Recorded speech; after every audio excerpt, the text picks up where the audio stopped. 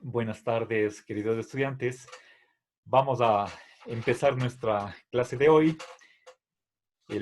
La primera hora va a estar dedicada a avanzar con vocabulario filosófico propiamente dicho. La clase pasada empecé a explicar frases en latín, adagios. A ver, a ver, ya le pongo Santiago. Y para que ustedes vean cuánto hemos avanzado, cuánto pueden comprender y que se tenga presente a la vista el, el propósito último de estas pocas horas en las que estamos viendo latín básico. Se trata de que nosotros seamos capaces de entender o traducir frases filosóficas que estén escritas en latín. Obviamente, el, el latín que nosotros estamos viendo no va a cubrir la gramática completa. A ver, Nancy, ya le pongo.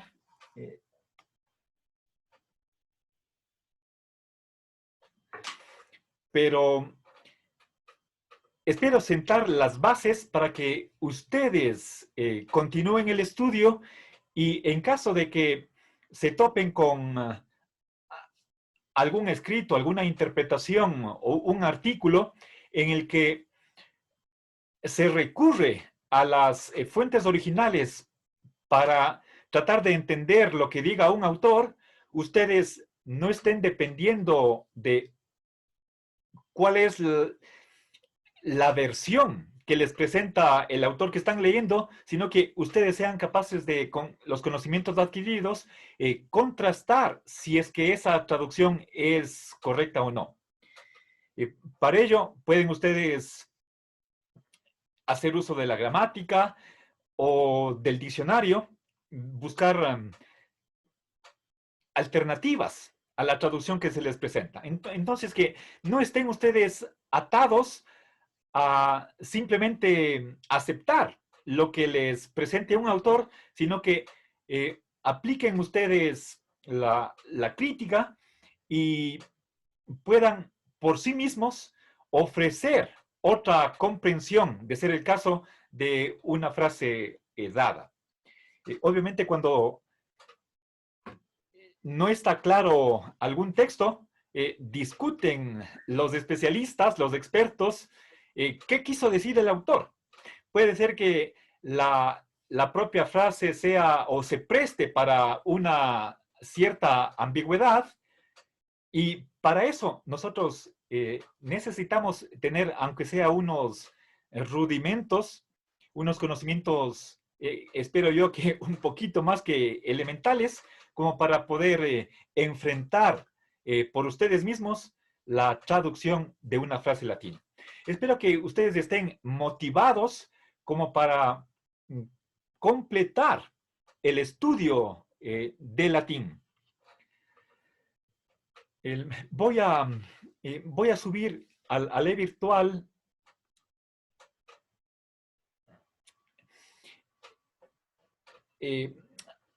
algunos archivos que les pueda ayudar en este propósito de adentrarse en la gramática latina. Bueno, espero que alguno de ustedes se anime a ir más allá de lo que se haya podido alcanzar en este ciclo. De hecho, puse que íbamos a ver hasta la unidad 5, pero quisiera añadirles un capítulo más, me voy a saltar el 6 y veremos la 7ª unidad, que tiene que ver con la tercera declinación. ¿Sí? Bueno, entonces continuamos. A ver, ya me faltan unos pocos alumnos, una minoría, para completar la siguiente ronda de preguntas. Quisiera que Tania, usted se prepare para ayudarnos con la lectura Estamos en la parte latina del diccionario, desde la página 15 en adelante.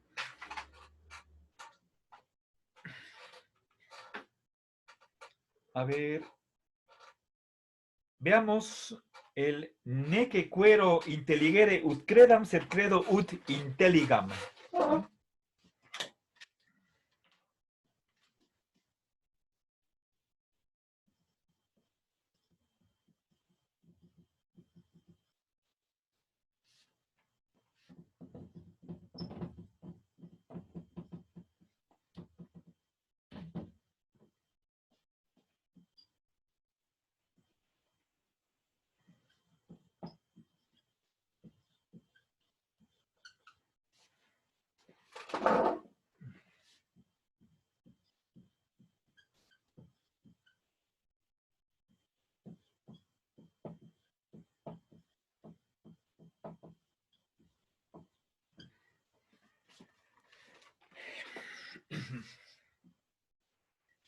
Bien, Tania.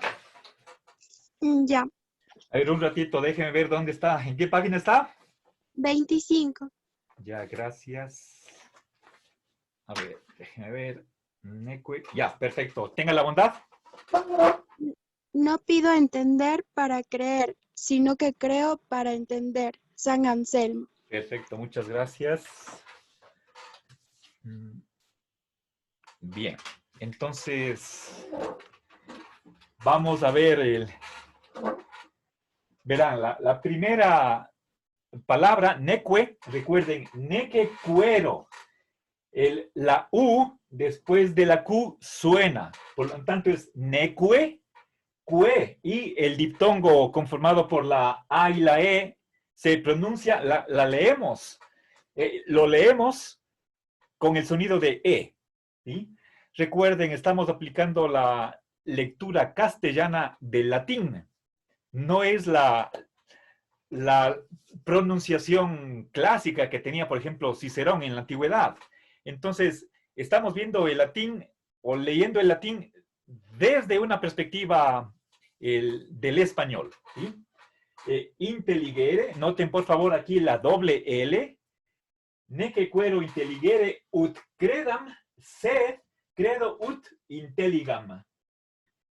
Bien, ahora la primera palabra es compuesta tenemos aquí la palabra ne, que significa y no. Es decir, es una segunda negación cuyo correlato debe estar antes, ¿sí? No lo primero y no lo segundo, ni, ¿sí? Ese ni es el ne y que significa ki, es perdón, la i como conjunción, ¿sí? Para juntar dos oraciones. Este sufijo, que, se junta a una palabra y se traduce por i. Entonces, y no, eso es ni. ¿Sí?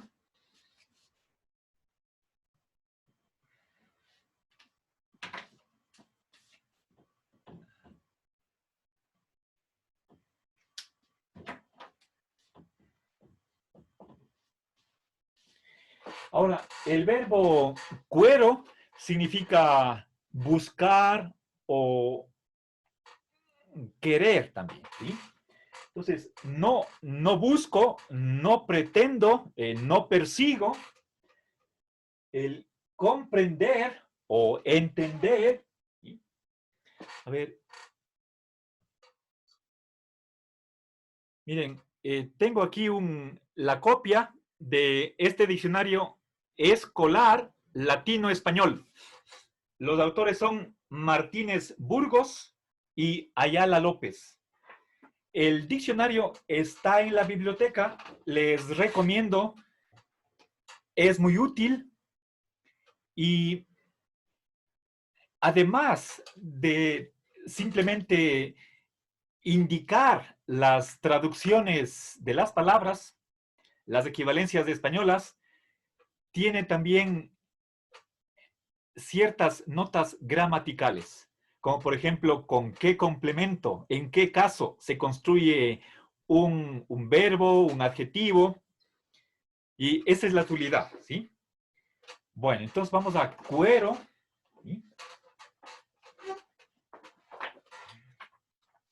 A ver, un ratito.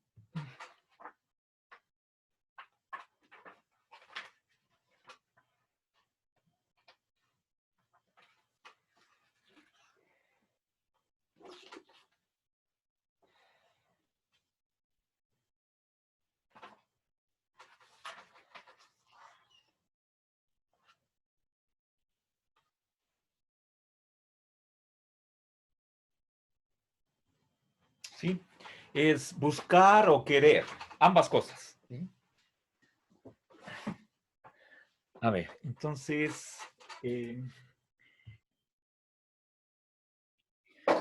bien, disculpen, me olvidé de reactivar la grabación. Entonces, ¿cómo traducimos esta frase? Ni quiero o busco comprender para creer, sino que creo para entender. ¿Sí? Bien,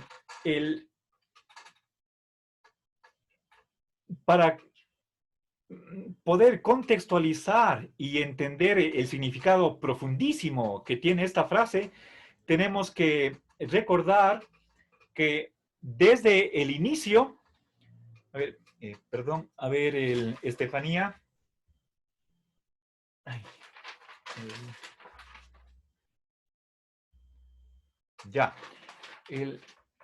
Digo, desde el inicio del cristianismo ha habido un conflicto entre razón y fe.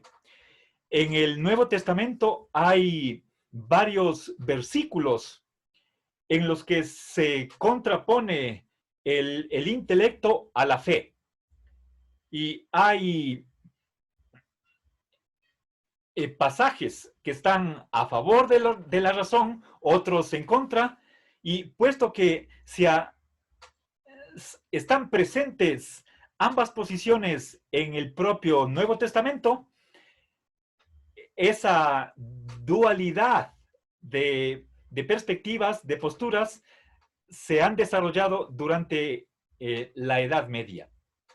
De modo que hay autores que tratan de compatibilizar, complementar la fe con la razón. Otros creen que la razón es incapaz, la fe por sí sola se basta a sí misma. Y entonces, dentro de ese debate, San Anselmo recurre a la razón para poder elaborar su sistema filosófico. Pero veamos, fíjense, aquí tenemos nosotros dos verbos. El uno es creer, el otro comprender. Y está repetido el mismo verbo, credo, credam, intelligere, intelligam. Obviamente están conjugados. Bueno, estos tres están conjugados. Acá tenemos el infinitivo presente de voz activa. No está conjugado, puesto que no tiene número y persona. A ver, entonces, aquí hay un contraste. Fíjense, en la mitad de la frase tenemos una conjunción adversativa que está separando dos oraciones. La primera que dice, verán, empieza con una negación. Es decir, él está rechazando que el propósito sea primero entender y luego, sobre esta base, creer. ¿Sí? Pero eso es lo que rechaza San Anselmo. Entender, ¿sí?, para creer. ¿Sí? Recuerden, en alguna otra ocasión me refería a San Agustín, que se convirtió al cristianismo después de haber pasado algo así como 9 años por lo menos, o alrededor de casi una década, en el maniqueísmo, una visión del mundo dualista que pone en el origen de todo dos principios.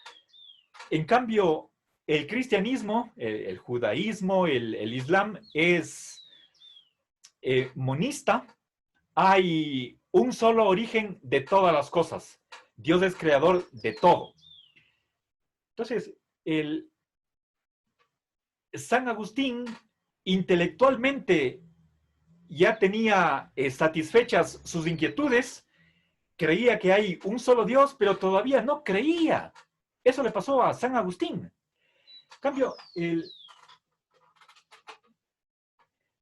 una cosa es el intelecto, otra cosa es la creencia. ¿Sí? El Santo Tomás cree que se pueden darse la mano, ir juntas la fe y la razón. ¿Sí? Pero, ¿cuál es la predominante? Es como decir, si queremos hacer una escala, ¿cuál de ellas ocupa el primer puesto y cuál está subordinada? ¿Sí? Entonces, una posición que San Anselmo rechaza es la de que primero entendamos racionalmente. Por ejemplo, tener un argumento lógico a favor de la existencia de Dios. O algo más complicado como podrían ser los llamados misterios. La Trinidad. No son tres dioses, sino uno solo. Tres personas, bueno, eso es lo que se entiende, que son tres personas, pero un solo Dios. ¿Qué más? Que María es virgen, concibió sin la ayuda de su esposo José. ¿Sí? Eso es una concepción milagrosa. ¿Sí?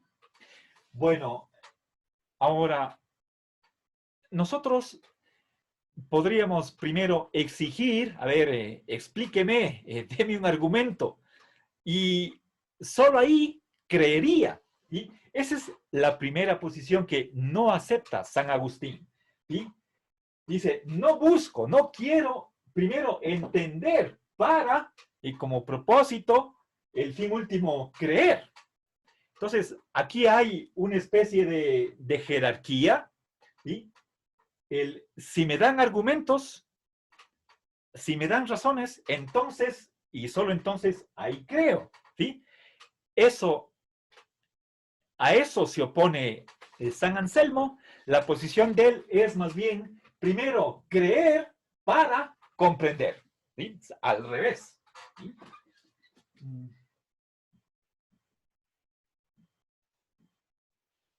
¿Ya? Fíjense, aquí tenemos la misma palabra ut, es para, en el sentido de un fin, un propósito, una meta que uno quiere alcanzar. ¿Sí? Entonces, para San Anselmo, que era un filósofo creyente que recurrió a la lógica aristotélica, estamos hablando del siglo XI, siglo XII, hagamos uso de la lógica para poder ayudar en ese proceso de la fe, de la religión, ¿sí? Pero cuando comparamos nosotros fe y razón, según San Anselmo, primero está la creencia. La creencia se relaciona con la fe, ¿sí? Tener una confianza de que las Sagradas Escrituras nos cuentan una verdad. Eso en la religión del Islam es todavía mucho más fuerte. Nosotros, dentro de la tradición judeo-cristiana, podemos pensar que los libros sagrados están inspirados por Dios. En cambio, en la tradición musulmana es un ángel quien le dictó a Mahoma y quien se puso a escribir lo que le decía el ángel. ¿Sí? Entonces, ahí no hay inspiración. Mahoma simplemente fue una especie de secretario o amanuense que escribe lo que le dictan el ángel. ¿Sí? Bien, en todo caso, hay, según San Anselmo, primero la fe, y recuerden, eso es una confianza, ¿sí? Y en base a esa actitud de creencia, de confianza, viene como una consecuencia la comprensión. ¿Sí? Entonces, la base para entender es la fe. ¿Sí? Entonces, podemos poner aquí el fe. ¿Sí?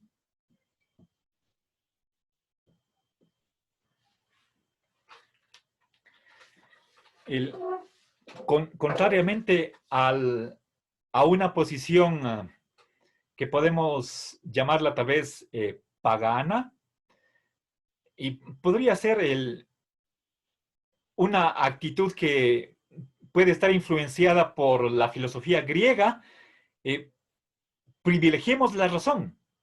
Y es ella la que nos va a abrir las puertas o mostrar el camino hacia la creencia. Eso es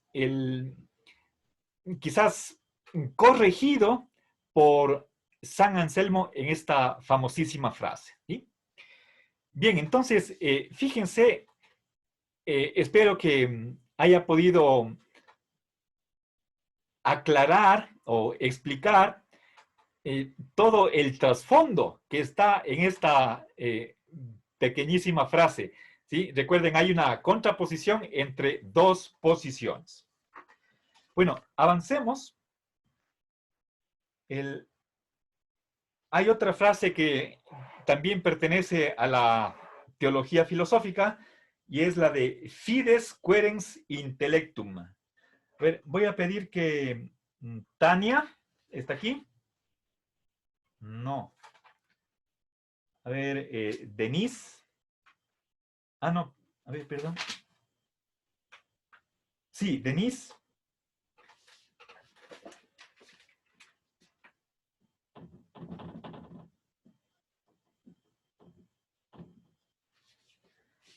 A ver, ¿está ahí Denise? Por favor. La fe pide la comprensión. Ya, gracias.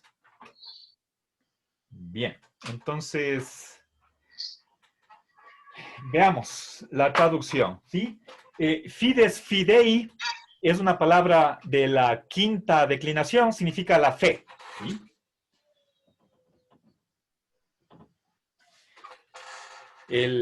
La fe en Dios, fe en las Escrituras, ¿sí?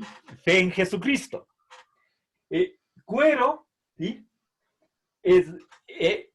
Querens viene del mismo verbo cuero, ¿sí? Recuerden, significa querer, buscar. Entonces, y aquí tenemos nosotros la terminación ens, ¿sí? La misma palabra que significa, que traducimos al español como ente, lo que es, lo que existe, ¿sí? Ens. Hemos visto otras palabras que tienen esta terminación. Esto gramaticalmente se llama el participio presente.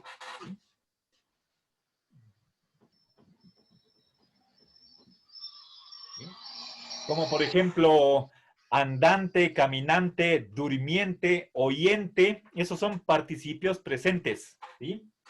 La fe, ¿y cómo traducimos? La fe que quiere o que busca el intelecto. ¿Sí? Viene de la misma familia que el verbo intelligere. Nuevamente con doble L, por favor, ¿sí? Con doble L en latín. Bien, entonces la fe busca o la fe quiere, ¿sí? En realidad, literalmente es que quiere, que busca, pero la fe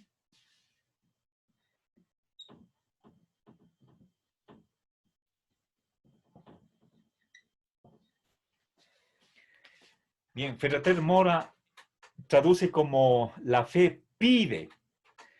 Y bueno, pedir puede ser una, una actividad, un verbo suave, más fuerte podría decir, podría ser exige, ¿sí? Requiere la comprensión, ¿sí? Es decir, recuerden, la fe es lo contrario de la duda, de la incertidumbre ante supuestos hechos o afirmaciones, pretensiones que hace, por ejemplo, el cristianismo, que es lo más cercano a nuestra cultura, uno puede quedarse escéptico, ¿sí? Piensen, por ejemplo, en suspensión de las leyes de la naturaleza. ¿Cómo es que el Mar Rojo, en el Mar Rojo se abrió una especie de avenida, de calle, y por la cual fueron los israelitas? Pero eso, desde una mirada científica, es incomprensible, pero está. Tenemos el testimonio de que eso sucedió, ¿sí? Ahora, ¿creemos o no creemos eso? ¿Sí? Para no hablar de algo más sencillo como que el agua se convirtió en vino. ¿Sí? A ver,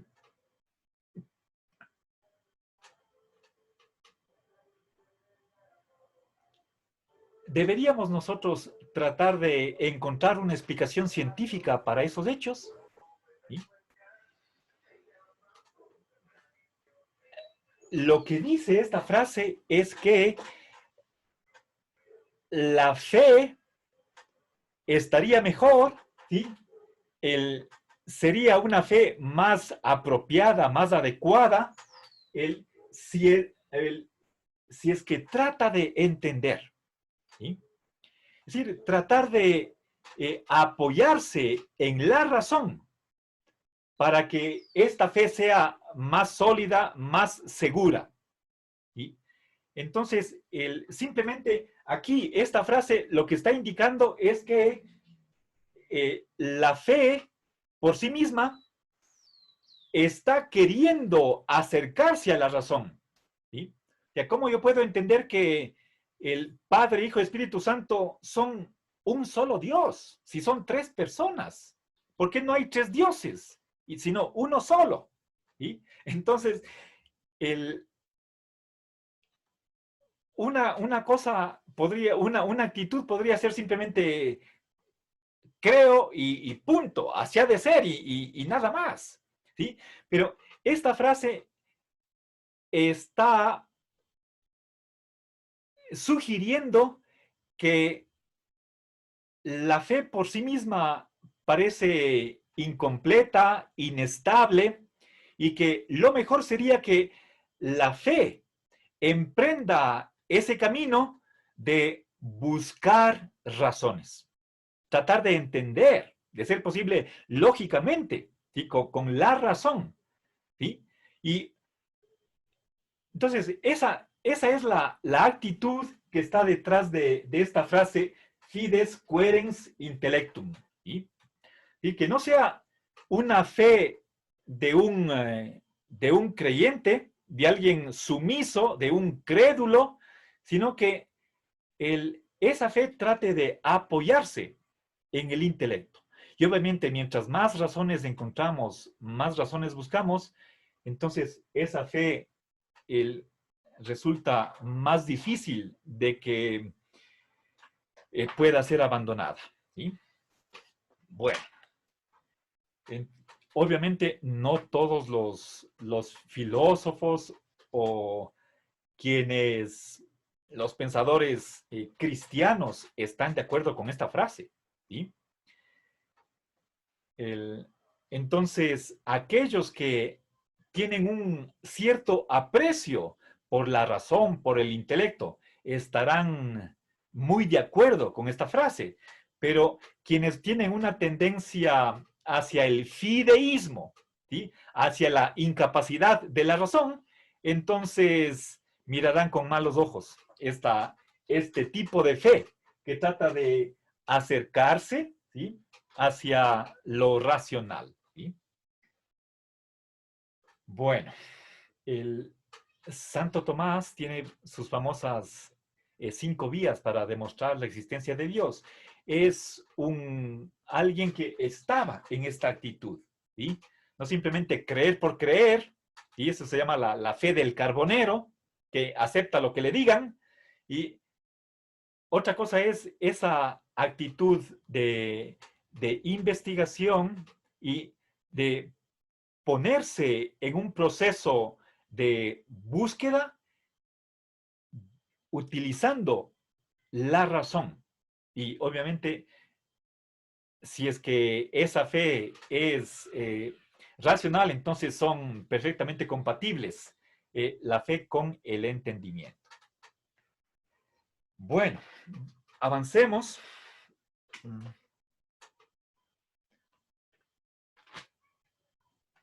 A ver, hay una frase, bonum et ens sunt idem. A ver, Yomaira.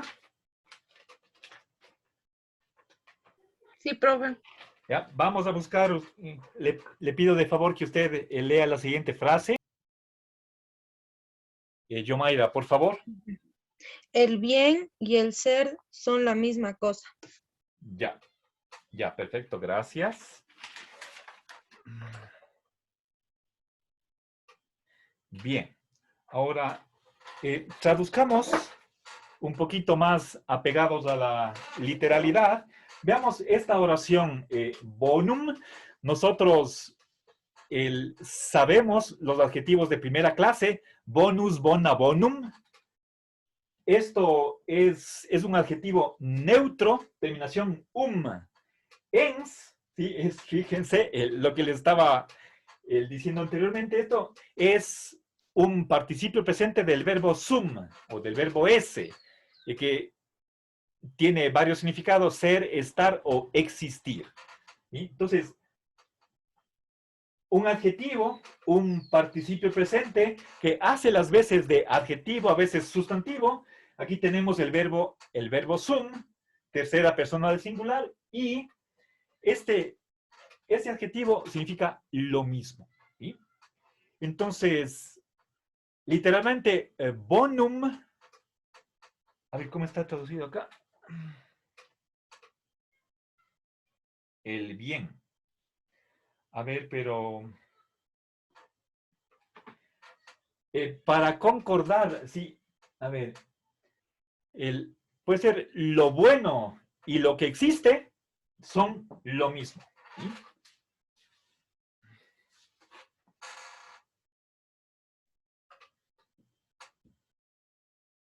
En realidad, bonum también puede traducirse por el bien, está correcto, pero y les dije también que este participio presente se puede tomar como sustantivo. Primariamente tiene la función de adjetivo, pero también lo podemos tomar como un adjetivo sustantivado. ¿Sí?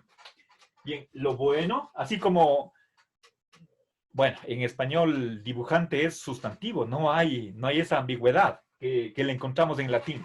¿Sí? Lo bueno y lo que existe son lo mismo. ¿Sí? Es decir, con otras palabras, vean aquí, a partir de esta palabra, a ver, quisiera que en vez de que yo les dé la respuesta, alguien puede sugerirme en español, ¿qué palabra viene de esta raíz latina?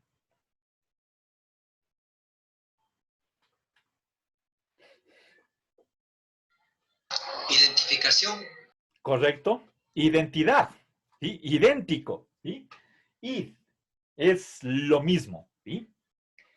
Bien, entonces, estamos hablando de una igualdad, de una ecuación, ¿sí? A ver, lo cual quiere decir que el bien y ser son lo mismo, ¿sí?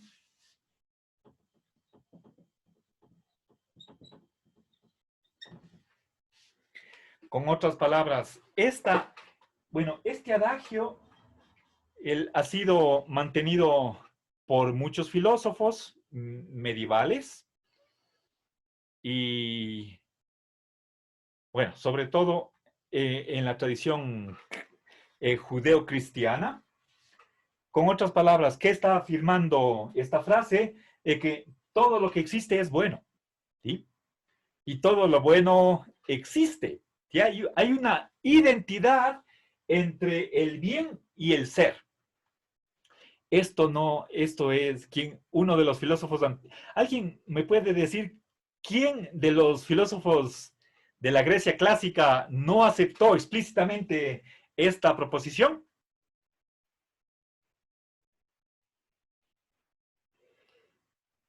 Platón, ¿sí? Hay una famosísima frase en la República en la que dice que el bien está más allá de lo que existe, más allá del ser, ¿sí? Pequeinastesúsías, es una frase famosísima, más allá del ser. Entonces, sabemos que el bien es como una especie de sol que da vida a todas las cosas.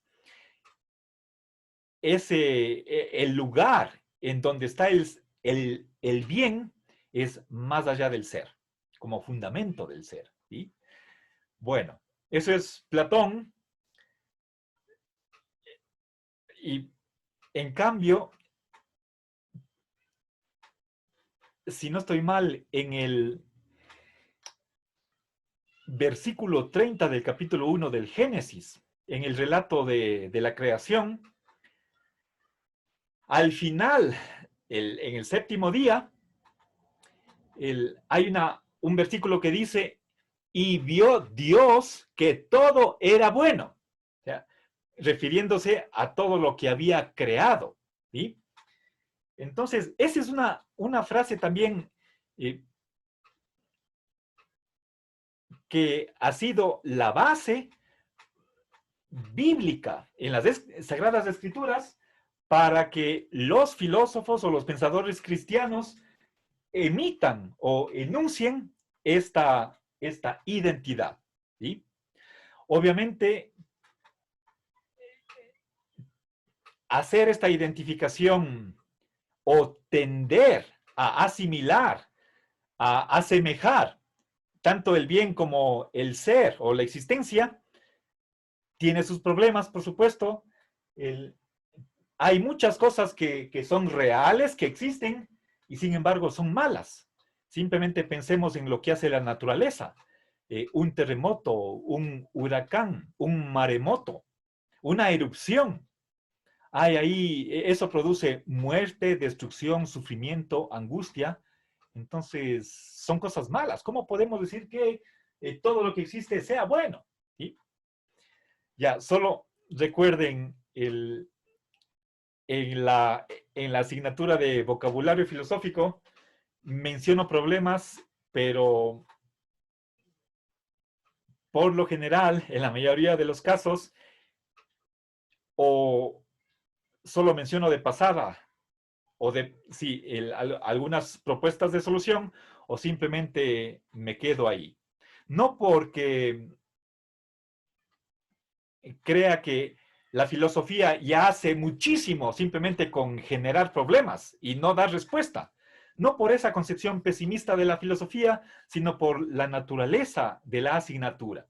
Tienen ustedes otros cursos que son sistemáticos, en los que tienen que ver cuáles alternativas de solución existen a los problemas que surgen, yo no avanzo tanto, ¿sí? Por la propia naturaleza de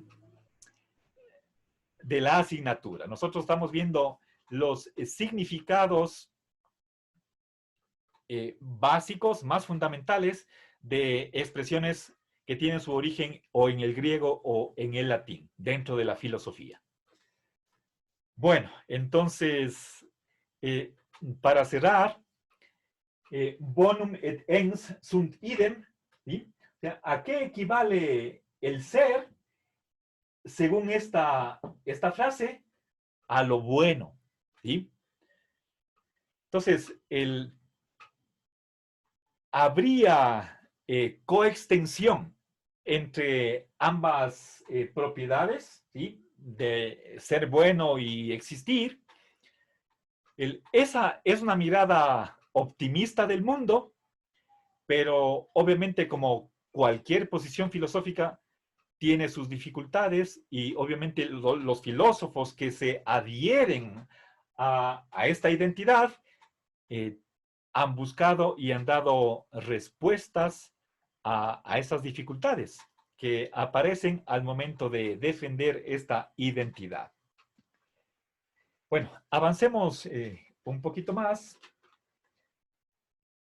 A ver, tenemos otra frase muy famosa. A ver, Kevin. Presente. Ya, por favor, le voy a pedir que usted nos ayude con la siguiente frase. A ver, la siguiente frase que les propongo comprender es esta de aquí. Ensia non sunt multiplicanda preter necessitatem. Y ahí va un punto. ¿Sí? Bueno, entonces, por favor, me dicen en qué página está.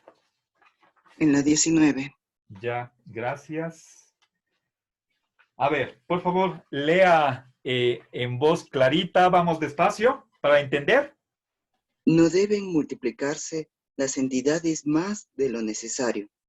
No deben introducirse o emplearse más realidades, entidades o conceptos, reglas, principios, supuestos, etc., de lo que son necesarios para explicar un fenómeno, un proceso o hasta la propia estructura del universo. Ya. Perfecto. A ver, solamente creo que en un par de ocasiones no leyó un par de palabras exactamente. Gracias, Kevin. Bien, veamos en primer lugar la traducción y luego explico lo que quiere decir. ¿Sí? Bien. Las entidades, fíjense aquí, este es la negación, no, y sunt multiplicanda. Estamos aquí conjugando el verbo multiplico, es igual que en español, con ayuda del verbo sum. ¿Sí? Esta terminación anda es neutro plural. Esto es igual que acá, querens es participio presente, pero con el verbo sum, esto tiene un significado en este contexto, es de obligación, o también de futuridad. A veces se expresa una obligación utilizando el tiempo futuro. Por ejemplo, usted pagará una multa. Eso es, debe pagar. Y así se expresan los juristas en los textos legales. ¿Sí? Eso puede estar en una constitución, en una ley, el futuro en el sentido de obligación. ¿Sí? Ambos sentidos están encapsulados en esta forma verbal. ¿Sí? Bien. Y preter es una preposición que rige acusativo. Aquí tenemos la M, ¿sí? Eso es señal de acusativo singular. Necesidad, más allá de la necesidad. Entonces, voy a escribir. ¿Sí? ¿Ya? Entonces, fíjense, recuerden que la sílaba ti delante de vocal la pronunciamos como si. Encia es la pronunciación castellana. Encia non sunt multiplicanda preter necessitatem. ¿Sí? Los entes, bueno, y aquí podríamos entender también los principios, los conceptos, los supuestos, no deben, es una prohibición, o si quieren una sugerencia, no deberían multiplicarse, aumentarse, más allá de lo necesario, de lo conveniente. ¿Sí? A ver, entonces, ¿cuál es? Esto es lo que se conoce con el nombre de la navaja de Occam. ¿Sí? A ver, Occam.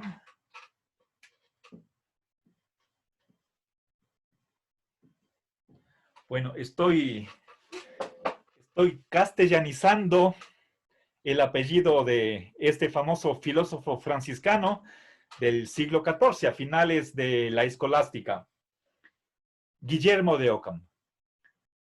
Él tiene una tendencia nominalista, se opone a que el universo, la realidad, contenga muchísimos tipos de entidades, y más bien el espíritu de su filosofía es el de que mientras menos entidades haya en el universo, mejor. ¿Sí? Esa es la tendencia que tiene Occam. Y como sugerencia o como norma metodológica de una buena filosofía desde el punto de vista occamiano, es esta norma que tenemos acá, ¿sí? Que al momento de explicar los fenómenos, los hechos o en general el universo, lo mejor que podríamos hacer, según este punto de vista, es el de postular o el de comprometernos con el menor número de principios, supuestos, hipótesis, conceptos. Pero, bueno, en realidad está formulada esta frase, este canon, en términos ontológicos, ¿sí? Que no deberíamos multiplicar, incrementar las entidades que uno acepta. Y, bueno, en el diccionario Ferrater Mora está entendiendo esta palabra en un sentido amplísimo para incluir no únicamente las entidades propiamente dichas, sino también a nivel teórico, los principios, los supuestos, los conceptos, ¿sí? Pero eso ya es mucho más amplio. Ya pasamos más bien a lo que es filosofía de la ciencia. ¿Cuál sería la teoría más adecuada? ¿Cuál es la forma de construir una visión del mundo? Una ideología en el buen sentido de la palabra, una cosmovisión. Mientras menos principios, hipótesis, conceptos, supuestos tenga, tanto mejor. ¿Sí? Entonces, ¿cuál es el criterio que va a limitar con cuántas entidades nos quedamos? Es la cuestión de la necesidad. ¿Sí? Un principio diferente, que no es el que dijo Occam, sino un poquito más laxo, más flexible, podría ser el de que las entidades no deberían multiplicarse o postularse más allá de lo conveniente, ¿sí?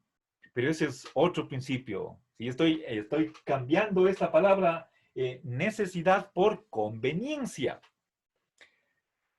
Bueno, entonces, espero que quede claro que esta frase está dentro de un contexto que primariamente es de la ontología, o en segundo lugar de la elaboración de teorías sobre el mundo. Entonces puede ser filosofía de la ciencia, y en todo caso es una regla del método que nos está aconsejando algo que no deberíamos hacer. ¿Sí?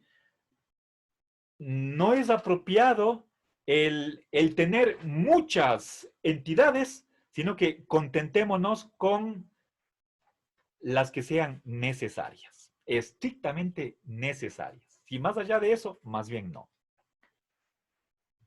Bueno, vamos a hacer aquí un receso.